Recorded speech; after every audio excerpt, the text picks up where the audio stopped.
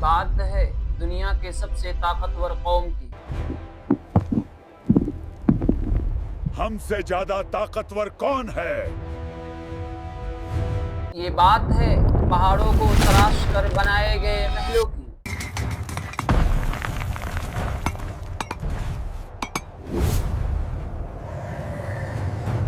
یہ بات ہے ان ستونوں کی جن کی مثال زمین پر نہ تھی۔ اتنا لمبا مینار کسی نے نہیں بنایا۔ یہ بات ہے قوم عاد کی۔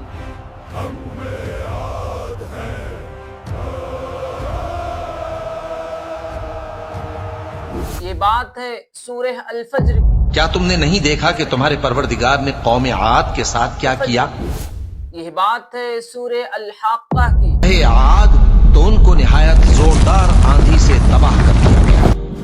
یہ بات ہے سورہ الاحقاف کی۔ پھر جب انہوں نے اس عذاب کو دیکھا کہ بادل کی صورت میں ان کے میدانوں کی طرف آ رہا ہے تو کہنے لگے یہ تو بادل ہے جو ہم پر برس کر رہے گا، نہیں بلکہ یہ وہ چیز ہے جس کے لیے تم جلدی کرتے تھے، یعنی آندھی جس میں درد دینے والا عذاب بھرا ہوا ہے۔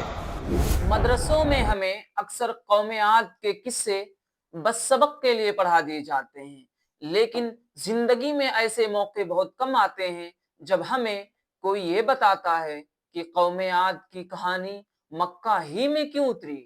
یاد رکھو یہ قصے صرف کہانیاں نہیں، یہ نصیحت ہیں۔ سمجھو کہ قریش کو یہ کیوں سنایا گیا۔ قریش بڑا گھمنڈ کرتے تھے اپنے حسب و نسب پر۔ تم جانتے ہو ہم عزت دار لوگ ہیں۔ نسب پر لیکن اللہ نے انہیں یاد دلا دیا کہ ان سے پہلے ایک قوم تھی جو طاقت میں ان سے 1000 گنا بڑی تھی۔ مکہ والوں، تمہیں بڑا غرور ہے اپنے مال پر، اپنے قبیلے پر۔ تمہیں یاد نہیں عاد کا انجام؟ کیا ہے ان آیتوں کے نازل ہونے کے پیچھے کی کہانی؟ کیسا دکھتا تھا ان کا شہر ارم؟ اور ایک قوم کیسے اتنی خود غرض ہو گئی کہ اللہ نے اس کو ہمیشہ کے لیے قرآن میں قید کر دیا۔ ایک مرتبہ محمد صلی اللہ علیہ وسلم مکہ میں لوگوں کو دعوت دے رہے تھے۔ تم ہی اللہ کو نبی بنانے کے لیے ملے، ہم سردار کیوں نہیں نبی بنے؟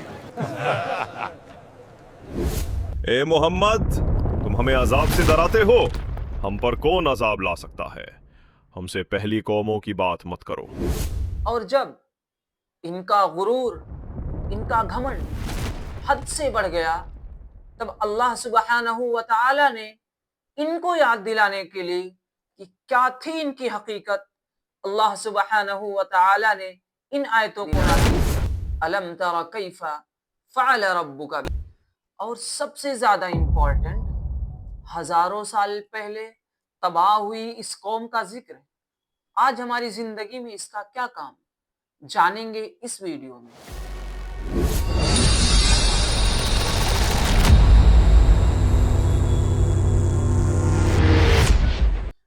یہ بات اصل میں نوح علیہ السلام کے طوفان کے بعد کی ہے۔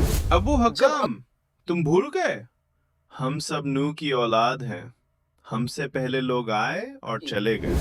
جب اللہ رب العالمین نے انسانیت کو دوبارہ زمین پر پھیلائی، ہود علیہ السلام نوح علیہ السلام کے بیٹے سام کی نسل سے تھے۔ اللہ نے انہیں بے پناہ طاقت دی تھی، وہ ان کے قد آسمان کو چھوتے تھے، وہ پہاڑوں کو ایسے تراشتے تھے جیسے ہم لکڑیوں کو تراشتے ہیں۔ دیکھو اس محل کو، ہمارے سردار نے پہاڑ کاٹ کر بنوایا ہے، ہم زمین کے مالک ہیں۔ ان کا شہر تھا ارم ذات العماد، ستونوں والا ارم، ایسے اونچے محل اور پلر جن کے بارے میں اللہ رب العالمین نے فرمایا التی لم يخلق مثلها في البلاد، التي لم يخلق مثلها في البلاد، مگر اس طاقت نے انہیں غافل کر دیا، وہ طوفان نوح کو بھول گئے۔ وہ پہلی قوم تھے طوفان کے بعد جنہوں نے بت پرستی کو شروع کیا، وہ اپنے ہاتھوں سے بتوں کو تراشتے، زمین پر فساد مچاتے कमजोरों को कुचलते और कहते, मन असद्दु मिन्ना कुव्वा, हमसे ज्यादा ताकतवर कौन है? उनका गुरूर यहां तक पहुंच गया कि उन्होंने जमीन पर हमेशा रहने के मंसूबे बना लिए। वो ऊंची जगहों को निशानियां बनाती सिर्फ खेल कूद और फख्र के। उनका गुमान था कि मौत उन्हें छू तक नहीं सकती। मौत हमें छू तक नहीं सकती है।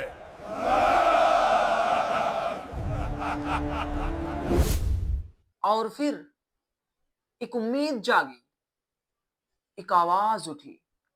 अल्लाह ने उन्हीं के भाई हूद अलैहिस्सलाम को नबूवत से सरफराज किया, लेकिन ताकत के नशे में चूर सरदारों का जवाब क्या था? ऐ हूद, तुम तो हमें बेवकूफ लगते हो।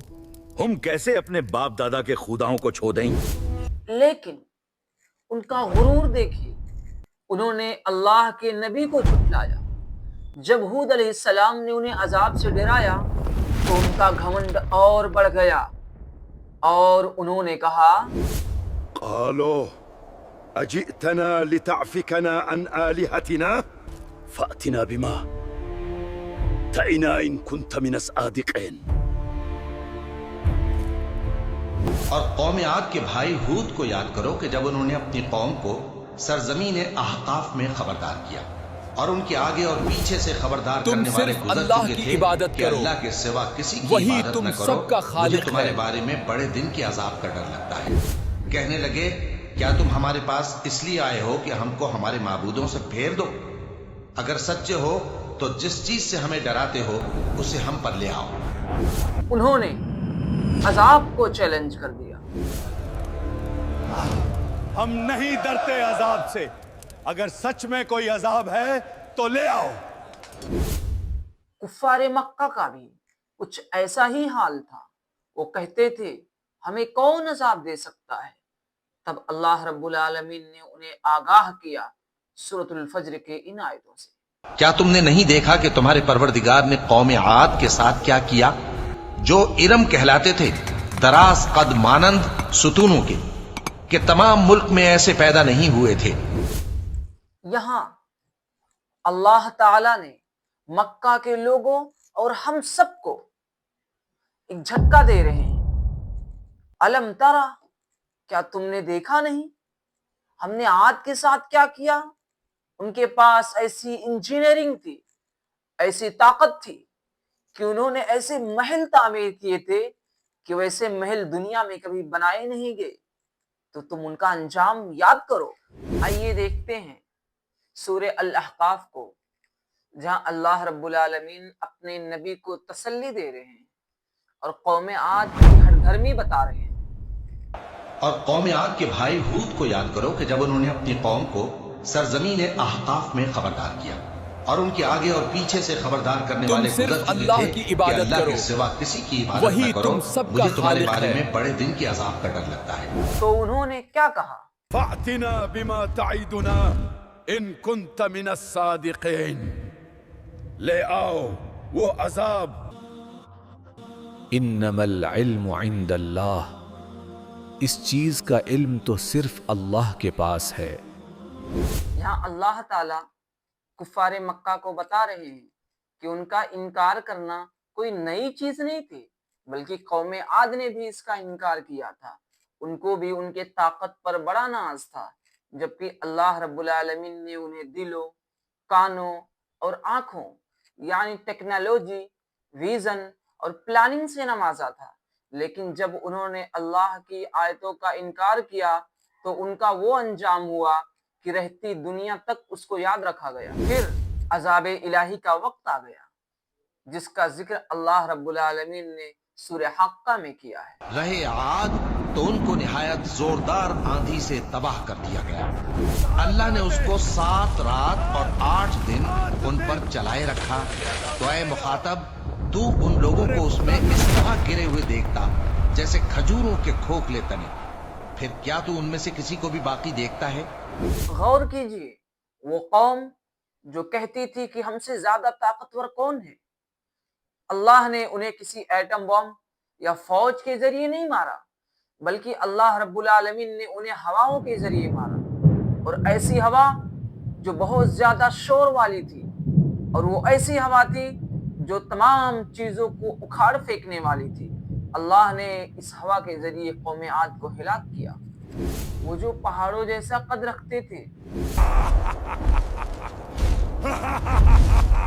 ہوا انہیں اٹھاتی اور پٹکتی، ان کے سر ان کے جسموں سے الگ ہو جاتے، وہ زمین پر ایسے پڑے ہوئے تھے جیسے کھجور کے تنے پڑے ہوئے ہوں، بے جان، بے حیثیت۔ اللہ تعالیٰ سوال کر رہے ہیں، فَهَلْ تَرَى لَهُم مِّن بَاقِيَةٍ، کیا تم دیکھتے ہو ان میں سے کسی کو جو بچا ہوا ہے؟ اب سمجھنے کی بات یہ ہے کہ یہ تو ہزاروں سال پرانی قوم کی کہانی ہے۔ اللہ تعالیٰ ہمیں اس کے ذریعے کیا سمجھانا چاہتے ہیں، اور آج ہماری زندگی میں اس کا کیا کام ہے؟ تو آپ یاد رکھیے کہ اللہ رب العالمین کی کتاب یعنی قرآن مجید یہ قیامت تک باقی رہنے والی کتاب ہے، اور اللہ تعالیٰ نے جو اس قوم کا تذکرہ سورہ الفجر، سورہ الحاقہ، سورہ الاحقاف میں کیا ہے، یہ ہمارے لیے نشانیاں ہیں کہ جب ہم تم کو طاقت دیں تو تم اگر غفلت کے شکار ہو گئے تو تم سمجھ لو کہ تم قوم عاد کے راستے پر چل پڑے۔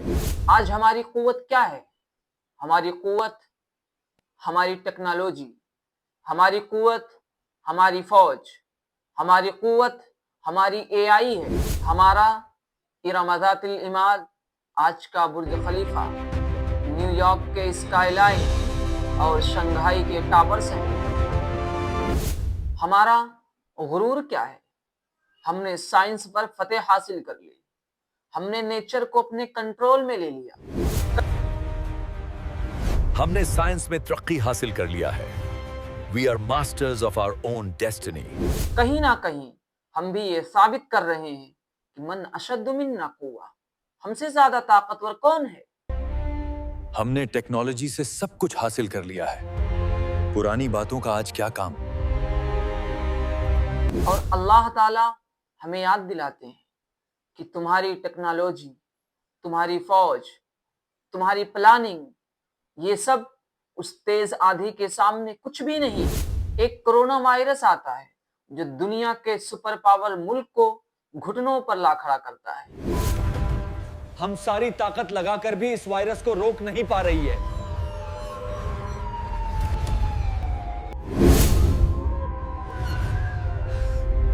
ایک طوفان جو ہمارے شہروں کو کھجور کے کھوکھلے تنوں کے مانند بکھیر کر رکھ دیتا ہے۔